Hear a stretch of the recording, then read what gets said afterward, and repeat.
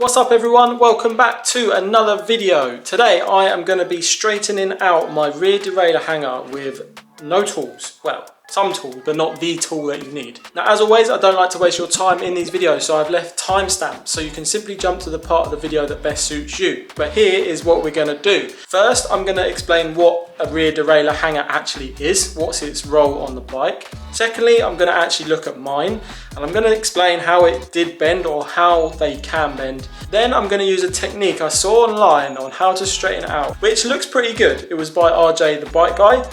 He has loads of bike videos. So let's jump straight into it. Let's look at what a rear derailleur hanger actually is.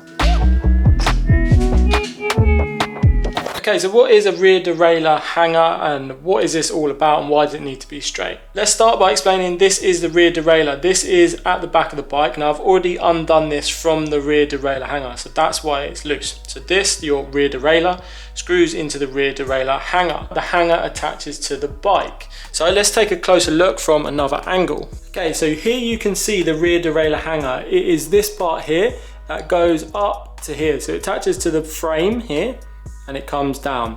Now you can see just from this angle just how wonky mine is. Now it's kind of nearly touching the chain. I will explain how this happened later in the video. If this is not straight, then the gears will not index correctly. So if you are struggling to index your gears, you can't get your gears to align correctly, then check your rear derailleur. This is not straight, your gears will not index correctly. So how did my rear derailleur hanger come to look like this? Now, I was at a set of traffic lights and as many of us have done, I couldn't unclip. It was a complex scenario. The car didn't pull away on a green light. I thought he was going to. I hesitated, didn't unclip and down I went. You have a few options in this scenario. You can buy a new one, which is about £8 for me on this Giant Defy Advance one. I think they're around £10. So that's not a bad option, to be honest.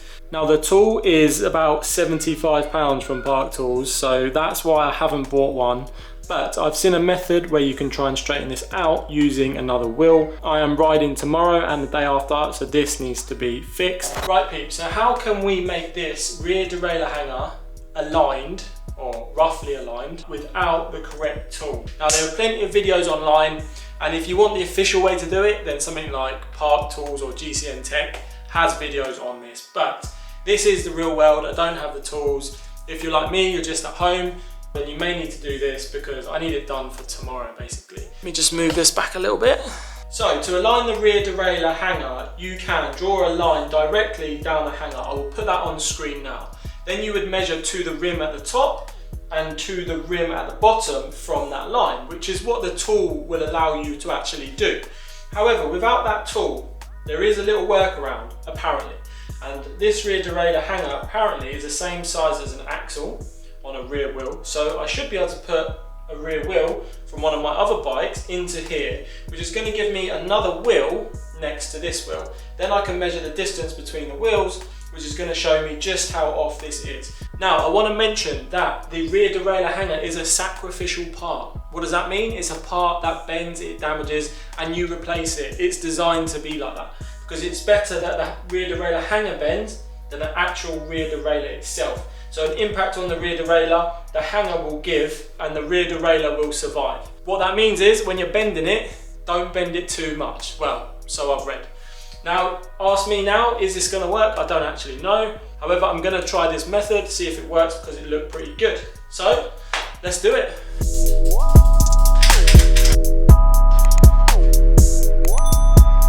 Okay, so that's not going to fit because the cassette is in the way, so I'm going to take the cassette off this wheel.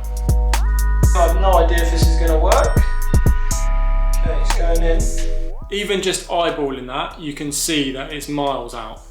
It's absolutely miles out. So we've got this distance here is tiny compared to this distance here, which is massive. You've got different axes that you're working with. So we've got front to rear and we've also got top to bottom. So we can actually twist the derailleur hanger as well. Okay, so this is what we are working with. You can see just how bent it actually is. It's bent, peeps. Let's be honest, it's much worse than I had thought, and I'm very pleased that I'm fixing it somewhat.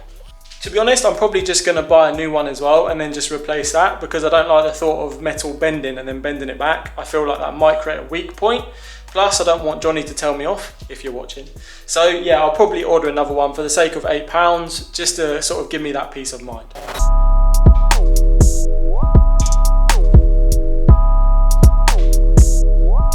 This is very much doing it by eye, people, and as I said, not the professional way to do it, but it's a method nonetheless that maybe will help someone out there. It's not bad actually, it's actually bending quite well, so I'm going to do it a bit more, eyeball it, then I will show you the result.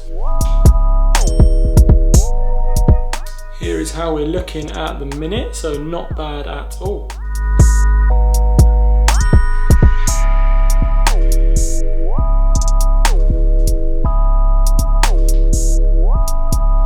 Right peeps, so I've measured and here is the end result. You know what? I'm actually very impressed by RJ the Bike Guy's video.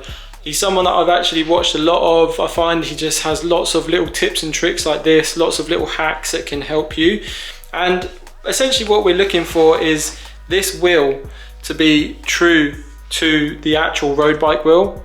And that is not bad at all, to be honest. I've done my measurements. I've done 4-point measurements, top, bottom, left, right. Now, if we look in here, you can see the rear derailleur. I mean, I'll flash it before and after up on screen now. And you can see before, the bottom of the rear derailleur was so close to the chain. And now you can see it's bent back out. So much, much better. So with the other wheel off, we can see much, much better just how straight the hanger is, the rear derailleur hanger is. Much better than before. Maybe not perfect, but good for this weekend. Leave a comment below about anything you have, any questions you have about this video. I do tend to answer every single comment that I get on this channel.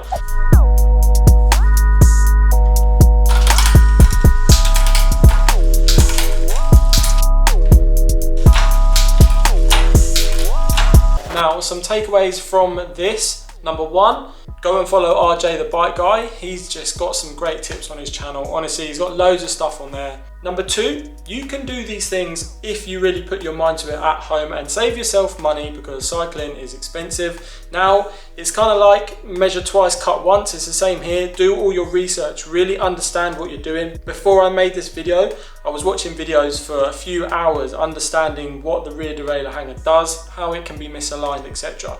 So if you do that research and you put that effort in, then you can come up with results like this and do stuff by yourself at home. Number three, the rear derailleur hanger reminds me of just how sensitive it is to index your gears correctly, and how if one thing is out slightly, it can throw the indexing off of the gears. And lastly, if you like this video or found some information helpful in this video, then do consider hitting the subscribe button. It will help this video do well in the YouTube algorithm, and it also helps my channel growth, which will be much, much appreciated by myself.